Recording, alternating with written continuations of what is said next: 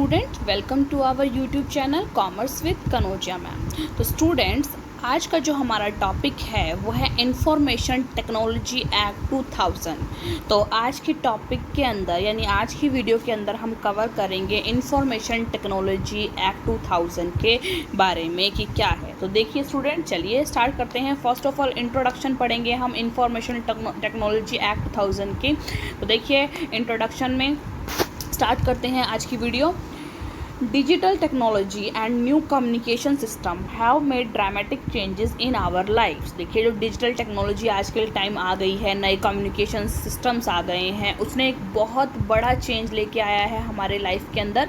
Business transactions are being made with the help of computer. Business transactions आजकल हो रही हैं किसके थ्रू? कंप्यूटर की हेल्प से हो रही हैं। Business community as well as individuals are increasing using computer to create, transmit and store information in the electronic form instead of traditional paper documents. आजकल के टाइम में जो बिजनेस कम्युनिटीज़ हैं वो क्या कर रही हैं, क्या यूज़ कर रही हैं? वो कंप्यूटर को यूज़ कर रही हैं अपनी इंफॉर्मेशन को स्टोर करने के लिए, ट्रांसफ़र करने के लिए। आजकल डिजिटली सारा काम किया जा रहा है कंप्यूटर फ़ोन्स के थ्रू, जबकि अब वो क्या कर रहे हैं, ट्रेडिशनल पेपर डॉक्यूमेंट को हटा रहे हैं। मतलब धीरे धीरे जो ट्रेडिशनल डॉक्यूमेंट पेपर जो थे वो हटते जा रहे हैं और डिजिटलाइजेशन आता जा रहा है। International trade through the medium of e commerce is growing rapidly in the past few years many countries have switched over from traditional paper based commerce to e-commerce। तो देखिए आजकल के टाइम में जो इंटरनेशनल कॉमर्स है, e commerce है, जो internet commerce है, यानी कि जो व्यापार है वो भी आजकल डिजिटली हो रहा है through computers and mobiles. Except the traditional paper, जो पहले ट्रेडिशनल पेपर यूज़ करा करते थे हम, वो सब कुछ ख़त्म होता जा रहा है और आजकल क्या होता जा रहा है, ई कॉमर्स बढ़ता जा रहा है। ठीक है, आगे देखिए। The information technology act 2000 was enacted by the Indian parliament in June 2000। कब इनेक्टेड किया गया? जून 2000 में इंडियन पार्लियामेंट के द्वारा। It was notified for implementation in October 2000 with the issuance of rules under the act. ये नोटिफाइड किया गया कि इसकी जो इम्प्लीमेंटेशन है, इम्प्लीमेंटेशन कब की गई? देखो, ये बनाया गया जून 2000 में और इसको लॉन्च कब किया गया? इसको लॉन्च किया गया अक्टूबर 2000 में with the issuance of rules under the act. और इसके अंदर इस एक्ट को बनाया गया और उसके अंदर जो रूल्स डाले गए कि इसके अंदर ये रूल्स आएंगे, इस रूल्स को फॉलो करना है आपने। ठीक है। The purpose of the act is to promote the use of digital signature for the growth of e commerce and e governance. देखिए इस एक्ट का पर्पस क्या था कि प्रमोट किया जाए यूज़ ऑफ डिजिटल सिग्नेचर, भाई डिजिटल सिग्नेचर को यूज़ किया जाए for the growth of e commerce and e governance. E commerce और ई गवर्नेंस की ग्रोथ के लिए डिजिटल सिग्नेचर को यूज़ किया जाए, प्रमोट किया जाए। ठीक है, आगे देखिए। Short title extent commencement and application. तो देखिए दिस एक्ट में be called the information technology act 2000। यानी इसका टाइटल क्या है? Information technology act, IT act 2000। ठीक है। This act has been made effective from 17th of October 2000। ठीक है, कब ये आया? इफेक्टिव कब हुआ? 17 अक्टूबर 2000 को। ठीक है। और application, this act applies to whole of India, पूरी इंडिया में अप्लाई होता है ये act. It also applies to any offence और contraventions committed outside India by any person. ये उधर भी अप्लाई होता है अगर कोई ऑफेंसेस या कोई आपने कॉन्ट्रावेंशन की है, कुछ दूसरी कंट्रीज़ को ऑफेंसेस किया है, तो वो अगर आपने कमिट कर दिया है दूसरी कंट्री से आउटसाइड इंडिया, कोई भी किसी भी पर्सन ने, ठीक है, तो वहाँ पर भी इसकी जो IT एक्ट है, जो रूल्स हैं इसके फॉलो किए जाते हैं। ठीक है। अब देखिए एक इम्पॉर्टेंट है, देखिए इन एप्लीकेबिलिटी ऑफ द एक्ट, यानी ये एक्ट कहाँ पर कैपेबल नहीं है, किस किस जगह में, किस किस फील्ड में, किस किस डॉक्यूमेंट्स के अंदर ये एप्लीकेबल नहीं होता ये एक्ट, यानी कि जोन से डॉक्यूमेंट कौन कौन से हैं वो जिसके अंदर जो आईटी एक्ट है वो एप्लीकेबल नहीं होता, या फिर बोल सकते हैं document excluded from the scope of the act. देखिए जो ये एक्ट है आईटी एक्ट, इसके स्कोप से बाहर जो डॉक्यूमेंट है, यानी स्कोप के अंदर जो आ गए वो तो इंक्लूडेड डॉक्यूमेंट हो गए, और एक्सक्लूडेड डॉक्यूमेंट कौन से हो गए, जो इस एक्ट से बाहर हैं। तो देखिए कौन कौन से डॉक्यूमेंट है जिसके ऊपर आईटी एक्ट लागू नहीं होता। तो देखिए the information technology act 2000 is not applicable to the following. कहाँ एप्लीकेबल नहीं होता? First, negotiable instrument other than a cheque. Negotiable instrument जिसको एक बंदे से दूसरे बंदे तक ट्रांसफ़र किया जा सकता है, ऐसे इंस्ट्रूमेंट पर आईटी एक्ट लागू नहीं होता। Negotiable instrument means a promissory note, bill of exchange और cheque payable either to the order और the bearer. Negotiable instrument can be transferred by delivery in the case of bearer instrument and by endorsement and delivery in the case of other instrument. देखिए अगर कोई bearer instrument है उसको सीधा transfer करके आप उसकी डिलीवरी कर सकते हो, और अगर कोई दूसरे अदर इंस्ट्रूमेंट है उनको एंडोर्समेंट के थ्रू या डिलीवरी के थ्रू। ठीक है। Negotiable instrument represent money. Negotiable instrument क्या दिखाता है? मनी दिखाता है, सिंपल सी बात है। For example in case a cheque is dishonoured, अगर एक चेक डिसऑनर्ड हो जाता है, मतलब आपने रिप्रेजेंट किया बैंक के पास और उसने बोल दिया कि ये चेक बाउंस हो गया, ठीक है, तो द पेई can file a criminal complaint in the magistrates court under section 138 of the negotiable instrument act. तो अगर चेक क्या हो गया, डिसऑनर हो गया, जो पेई है जिसको पैसा लेना है, ठीक है, जिसके नाम पे मतलब वो काटा गया था नेगोशिएबल इंस्ट्रूमेंट, तो वो क्या कर सकता है, मजिस्ट्रेट कोर्ट के अंतर्गत एक क्रिमिनल कंप्लेंट डाल सकता है 138 सेक्शन के अकॉर्डिंग। नेगोशिएबल इंस्ट्रूमेंट का जो 138 जो सेक्शन है उसके अकॉर्डिंग।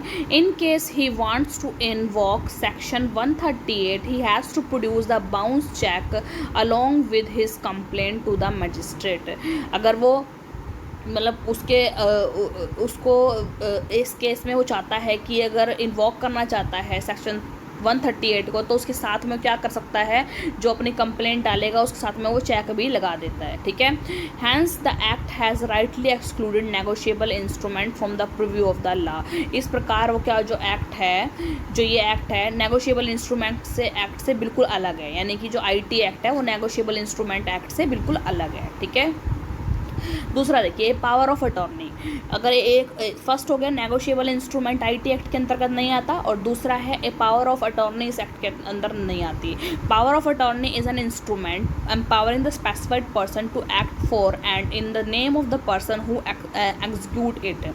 पावर ऑफ अटॉर्नी क्या है? एक इंस्ट्रूमेंट है जो empowering the specified person to act, कि वो एक स्पेसिफाइड पर्सन को पावर देते हैं कि वो उसके अकॉर्डिंग एक्ट करे। सपोज करो किसी एक पर्सन ने सारी अपनी पावर ऑफ अटॉर्नी मेरे नाम कर दी, दैट मीन्स सारी पावर मेरे पास आ गई है और अब मैं अपनी पावर को यूज़ करके उसके ऊपर कोई एक्ट कर सकती हूँ, ठीक है। Section 33 of the Indian registration act states that if the principal at the time of the executing the power of attorney resides at any part of the India, a power of attorney excluded before and authenticated by the district register or sub-registered within whose district or sub-district the principal resides will be recognized as a power of attorney for the registration of the document by an agent।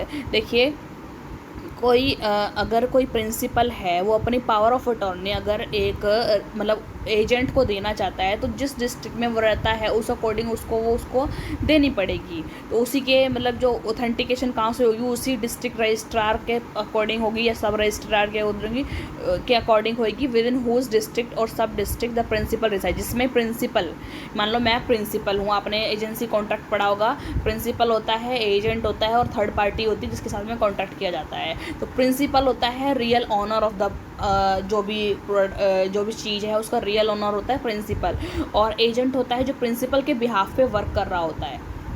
देखिए हमने agency contract के अंदर पढ़ा था, एक principal होता है। Principal वो पर्सन होता है जो ओनर होता है, रियल ओनर होता है गुड्स का। एजेंट वो होता है जो इसके बिहाफ पे काम कर रहा होता है, ठीक है, और थर्ड पार्टी के साथ में ये कॉन्ट्रैक्ट करता है, ठीक है। किसके बिहाफ पे करता है? प्रिंसिपल के बिहाफ पे, ठीक है। तो अब ये बोल रहा है कि प्रिंसिपल अगर कोई पावर ऑफ अटॉर्नी एजेंट को देता है तो जिस डिस्ट्रिक्ट में प्रिंसिपल रह रहा होता है उसी के अकॉर्डिंग वो जो पावर ऑफ अटॉर्नी दी जाएगी एजेंट को, ठीक है।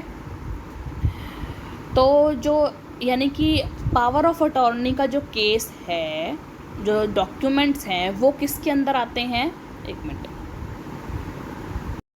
ये जो पावर ऑफ अटॉर्नी का जो डॉक्यूमेंट आते हैं वो रजिस्ट्रेशन एक्ट के सेक्शन 33 के अंतर्गत आते हैं। तो यानी कि इससे, एक मिनट ये देखिए, यानी कि जो पावर ऑफ अटॉर्नी का जो एक्ट आएगा वो आईटी एक्ट के अंतर्गत नहीं आएगा, ठीक है। तो वो किसके अंतर्गत आएगा? Section 33 of the registration act, ठीक है स्टूडेंट्स, ये समझ में आ गया।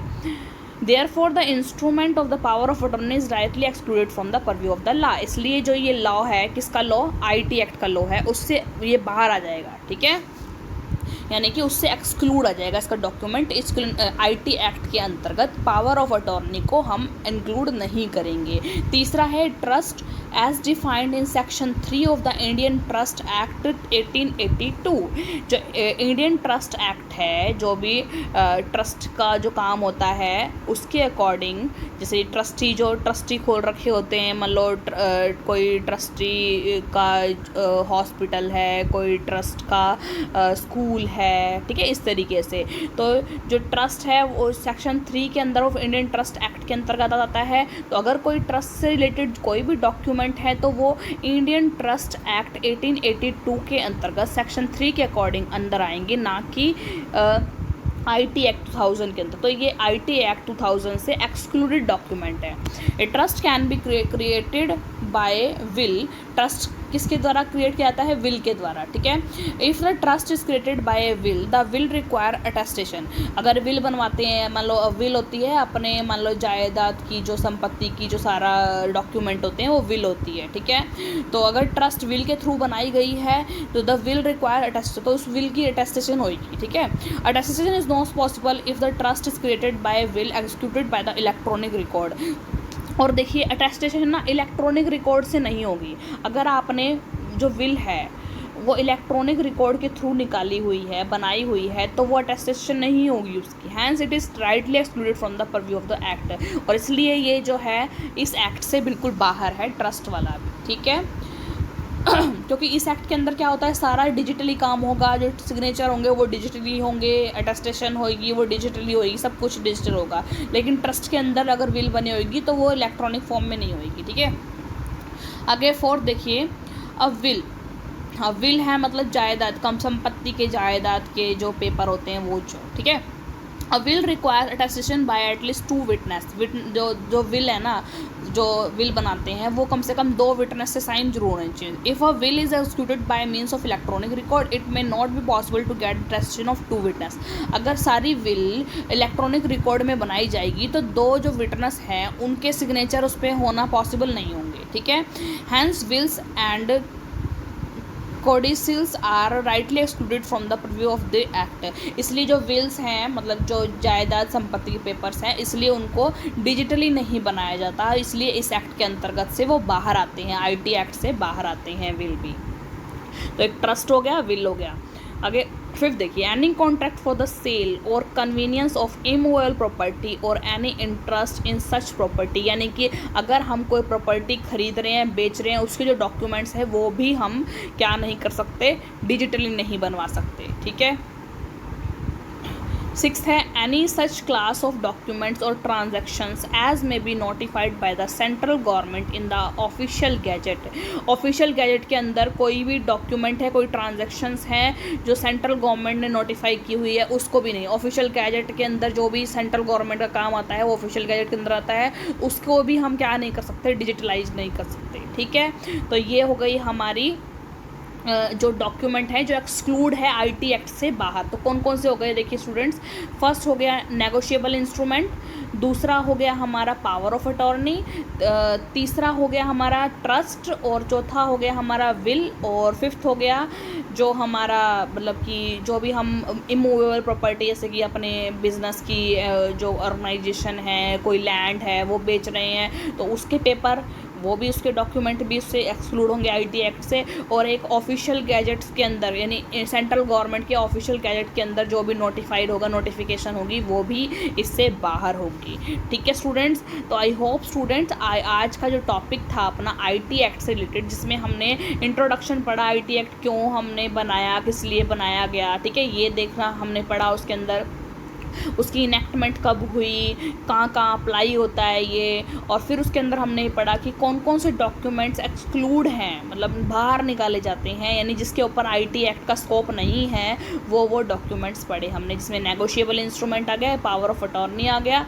ट्रस्ट डीड आ गई, और एक विल आ गई, और एक जो भी हमारे इमूवेबल प्रॉपर्टी की ट्रांजेक्शन हो गई वो आ गई, और एक सेंट्रल गवर्नमेंट की नोटिफिकेशन आ गई ऑफिशियल गैजेट में जो होती है। ठीक है, तो I hope student you like my videos. If you like my videos and it become useful for you, then please share my video, and if you like then comments my video, and please like my videos, and do subscribe my channel more and more, and also hit the bell icon for the further notification. Thank you students.